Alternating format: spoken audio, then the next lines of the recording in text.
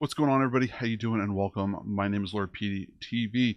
I'm here to talk to you about this new game that has just came out called Frosthaven. Now, you might be thinking to yourself that it sounds very, very familiar, and that is because it is a sequel from the original game Gloomhaven. Now, Frosthaven is being developed by Snapshot Games and is being published by Arc Games. And what this game is supposed to represent is the embodiment of the board game of Frosthaven.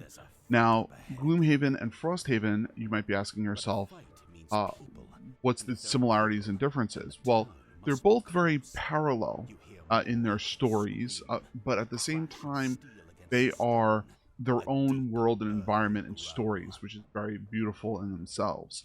Now, both games are very similar for combat, and it brings a lot of questions to yourself and to others, in my personal opinion, about the difficulty of this game. Now, when I started playing this game, I found it extremely difficult.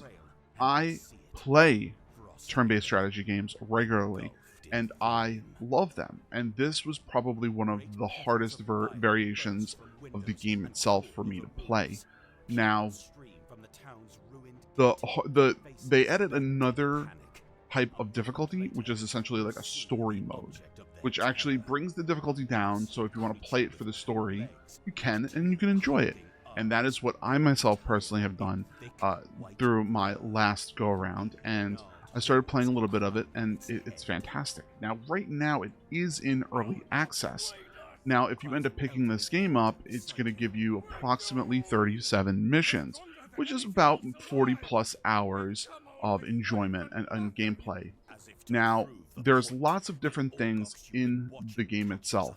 Now, as of right now, you have access to about 7 characters, and you'll find two of them, the variation of 2 of them later on, but you start with 5. You can either play with a party of 1, 2, 3, or 4, whichever you personally prefer to play with. And you can play it in a co-op mode, which is nice if you want to play with a friend through this process.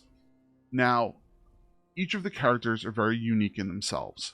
Each character throughout the whole entire game is going to accumulate approximately 30-ish cards per character, and there's a total of 17 characters. Now, they tried to make this game as true to the board game as possible, so if you've played the board game, you're going to see lots of similarities between the board game and also the game, which you're going to find on Steam itself. Now, we ended up, myself and the Iron Lords and the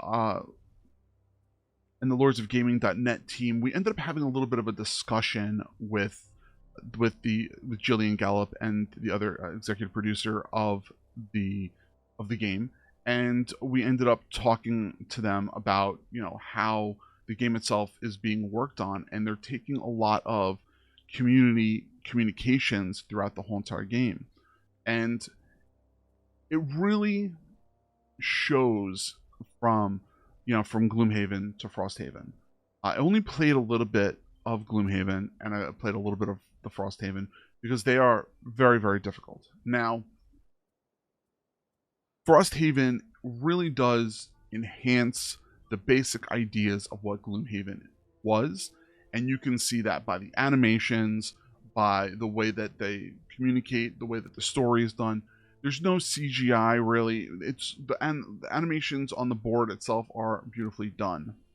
When the game is 100% completed, they're stating that it's going to be approximately 134 missions. The original board game has 137 missions, but there are some you just can't make into the video game version.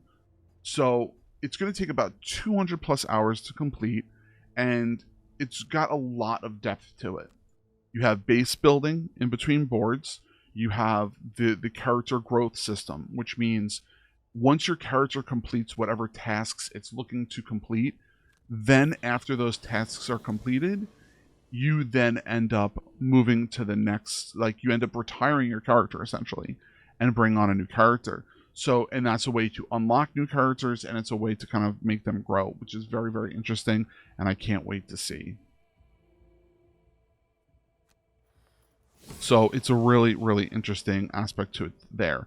So all in all, I would like to say that Frosthaven for me personally, in the story mode is very enjoyable and playable. If you're looking for more of a difficulty, then you're going to have to step up, you know, the next variation, which is the normal level, I guess you can call it. So I think if you love like turn-based tactical RPGs and you could I would pick it up. If you are very scared of how difficult this is, then, I mean, you might want to think of it twice about it or watch somebody play it before you end up trying.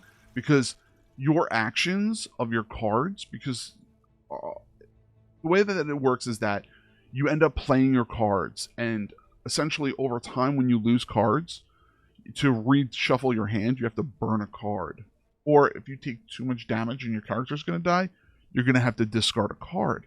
So overall, your time starts depleting very, very quickly. So it's just something to kind of put in mind of your mind when you're playing. And like I said, it's very, very interesting. I played it. It's very, very difficult. But it's really an enjoyable story if you're looking for a really, really enhanced story-driven game. So thank you so much for checking out this review of Frosthaven. For me, is if it's worth it. All be all, if you like story-driven games, then yeah, pick it up. If the tactical side of it is what you're looking to enjoy and play, then think twice about it.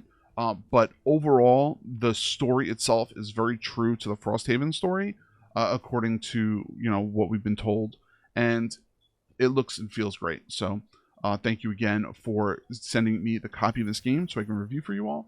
And hopefully I will see you all soon in chat. As always, my name is Lord PeteyTV. I'm on Twitch and on YouTube every single Monday through Friday, so come check us out. Thank you so much. Bye, everybody.